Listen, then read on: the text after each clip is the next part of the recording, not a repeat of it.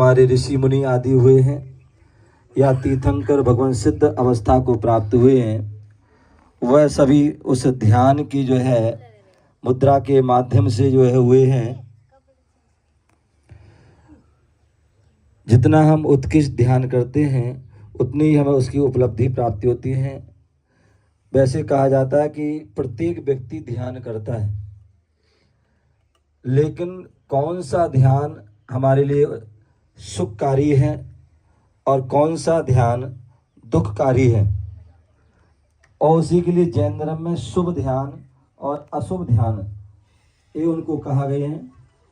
बोले ध्यान के मुख्य रूप से आचार्य भगवंत ने दो भेद कहे हैं, और मुख्य रूप से दो, और उसके बाद चार कहे हैं, उन चार के दो और उसके आगे करते हैं तो 16 भेद कर दिए गए हैं। चार आर्त ध्यान, रौद्र ध्यान, शुक्ल ध्यान और धर्म ध्यान। धर्म ध्यान और शुक्ल ध्यान, ये जो हमारे चार ध्यान हैं, और इन चार के जो है 4 चौके 16, 4 होते हैं तो वह 16, जिसमें शुरू के जो 8 हैं वह अशुभ ध्यान है, अशुभ ध्यान। और यह जीव जो है अनादि काल के संस्कार होने के कारण वह अशुभ ध्यान ज़्यादा करता है, और यही कारण है कि उसको कष्ट होता है, पीड़ा होती है और अनेक प्रकार की रोग बीमारी हो जाती हैं। आप हिंसानंदी, आपके हिंसक क्रूर परिणाम हो रहे हैं। मृषानंदी, आप झूठ पर झूठ बोलते जा रहे हैं। चोरियानंदी, आपके चोर की चोरी करने आदि के भाव हो रहे हैं। अथवा परिग्रहनंदी, आने दो आने दो, परिग्रह हम जो संग्रह करते हैं, अब वो कैसी भी हो, चाहे धर्म से हो, चाहे अधर्म से हो, चाहे पाप से हो, चाहे पुण्य से हो, वो उसको कर रहे हैं या उसके बारे में सोच रहे हैं कैसे कैसे कैसे क्या हो, ऐसा वह रौद्र ध्यान करते हैं। उसी प्रकार से आर्त ध्यान, दिन रात हमारा आर्त रूप प्रणाम, इष्ट वियोग, कोई भी चेतन वस्तु हो या अचेतन वस्तु है और उसका वियोग हो गया। आपका पर्स था, पर्स गिर गया, अब आपके लिए जो है जब तक वो पर्स नहीं मिलेगा तब तक आपके लिए ना भोजन अच्छा लगेगा, ना आपको सोना अच्छा लगे, ना खाना पीना उठना बैठना कुछ भी जो है आपको अच्छा नहीं, क्योंकि आपका वो इष्ट थी। आपका मोह आज वर्तमान में देखा जाए सबसे इष्ट वस्तु कोई है क्या है? ना कोई बीवी, ना बच्चे, ना पत्नी, ना लोग परिवार, कुछ भी नहीं है। यदि है तो मोबाइल। क्या है? मोबाइल। कुछ और कुछ खो जाए कुछ को फर्क नहीं पड़ेगा, लेकिन यदि मोबाइल खो जाए ना तो व्यक्ति समझ लो उसके प्राण ही चले गए। क्या? प्राण ही चले गए। तो ऐसी अवस्था में जो है वो क्या होता है, उसको कुछ भी नहीं भाता है। ये क्या है? इष्ट वियोग। कोई अनिष्ट संयोग जो आप नहीं चाहते हैं वो आपको प्राप्त हो रहा है। खाने पे आप बैठे और आपको खाना में जो है आपको मनपसंद वस्तु नहीं मिली, जो पसंद नहीं थी वो मिल गई, आपको मिल गई। आप क्या कर रहे हैं? रखा है भोजन, खाने की इच्छा नहीं है, बिल्कुल उतर नहीं रहा है, लेकिन फिर भी खाना पड़ रहा है व्यक्ति, तो वो बुरे परिणाम से।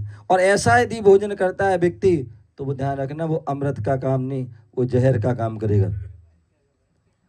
तो इसलिए जो है इष्ट वियोग, अनिष्ट संयोग, अनिष्ट कोई शत्रु है आपका, बैरी है, जिसको आप नहीं चाहते, जिसको पसंद नहीं करते, वो सामने आ जाता है, आपके मन में बुरे भाव होते हैं, कब ये अलग हो, कब इससे मैं बच सकूं।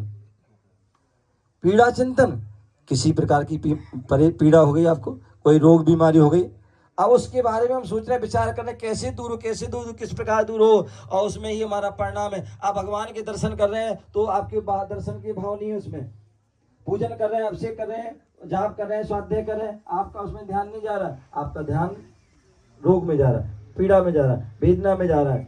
ये पीड़ा चिंतन। निदान व्यक्ति जो है पूजा करने आ रहा है, दर्शन करने आ रहा है, कोई भी कार्य कर रहा है, अपेक्षा रखता है कि भगवान मैं आपके मंदिर आ रहा हूँ, आप मुझे जो है बड़ी दुकान अच्छी चले, परिवार अच्छा चल रहे हैं, खुश रहे आदि दुख जो है, और जितनी उपभोग की वस्तु प्राप्त है। ये सब क्या है?